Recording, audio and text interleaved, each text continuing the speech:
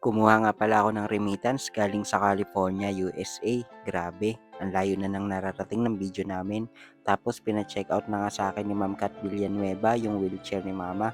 Ako si Bok, lumaking mahirap pero mataas ang pangarap. Sobrang saya nga ng araw ko ngayon at hindi lang sa akin kundi para na rin kay Mama. Ginising ko nga siya agad kasi nga alis ako para pumunta ng bayan. Inutusan nga kasi ako ni Ma'am Zenaida na kuhanin sa M. Lewillier yung pinadala niya. Kaya naman maraming maraming salamat po talaga Ma'am Zenaida. Tapos eto, umikot pa nga ako. Iniiwasan ko yung tubig pero lulusong pa rin naman ako. Yang gamit-gamit ko nga pala na salamin guys, pwede nyo siyang i-check out dyan sa yellow basket ko. Anti-radiation na nga rin pala yan at photochromic na din kaya siguradong hindi kayo masisilaw sa sikat ng araw. Bukod doon kahit babad kayo sa radiation ng cellphone o computer ay talagang magiging safe yung mata ninyo. Tapos tuwang-tuwa nga ako sa paa ko dahil naging paa na ng tao. Salamat nga din pala sa nagbigay kahapon ng pampapamper namin ni mama. Pinalinis yung kuko tapos pinagupitan. At eto, nandito na nga ako sa may kuhanan ng remittance. Sobrang nagpapasalamat talaga ako at wala na ako ibang masabi kung hindi salamat. At nakita ko nga rin pala dito yung katrabaho at kaibigan namin na si Elmer Lilo. Shoutout nga pala sa'yo. Bago nga pala ako pumunta ng palengke ay dumaan muna ako sa Mercury. Binilan ko kasi si mama nung sabon at saka ng cream para sa pangangati niya sa binti. Bumili na nga rin pala ako ng gulay. Shoutout nga pala dito kay Ate Jenny. Salamat po sa palaging panonood nyo at sa suporta nyo sa akin. At dito, nadaanan ko naman si Maring May. May tinda na nga pala siya ulit na baboy dito. Kaya naman kung mapunta kayo rito, bili na kayo sa kanya sa may harap lang po.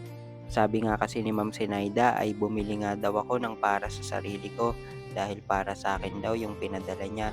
Pero hindi ko kasi kaya na bilhin kung ano man yung gustuhin ko. Ewan ko ba?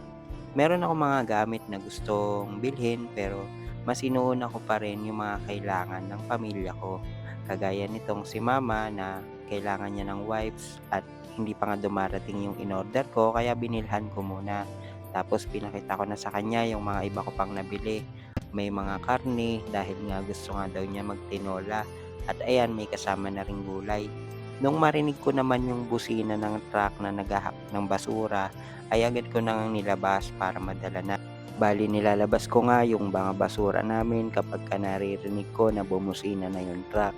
Mahirap na kasi baka mamaya ay marami kasing aso na paggala-gala dito. Pero yun sa amin naman ay talagang safe na siya. Kumbaga, bukod sa nakatali, nakasako, naka-plastic pa yung bawat basura. Kaya talagang walang leak or kung ano man. At dahil wala namang dumi dyan, puro ihi lang ni mama. Kaya para maging safe na rin at hindi mapagbintangan, kaya sinisigurado ko na talagang doble-doble yung pagkakaplastik at pagkakatali ko. Nang mailagay ko na nga sa kanto, pabalik na sana ako ng bahay. At nakita ko nga dito si Gerald, kaya shoutout sa'yo Gerald. Ang sipag din itong batang 'to, hindi rin siya humihinto sa pagtatrabaho. Tapos eto nga, matapos kong dalhin yung mga basura sa labas, eto naman yung malunggay nilalagay ko sa ulam na tinola.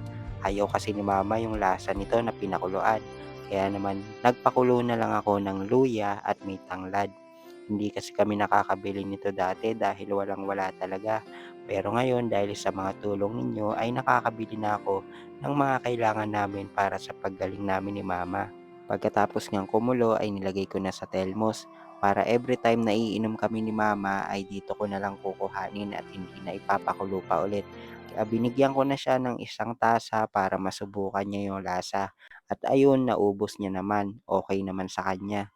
O paano? Hanggang dito na lang muna itong video natin na 'to. Maraming maraming salamat po talaga sa mga suporta niyo. Thank you din Lord sa palaging pagpo-provide sa'min.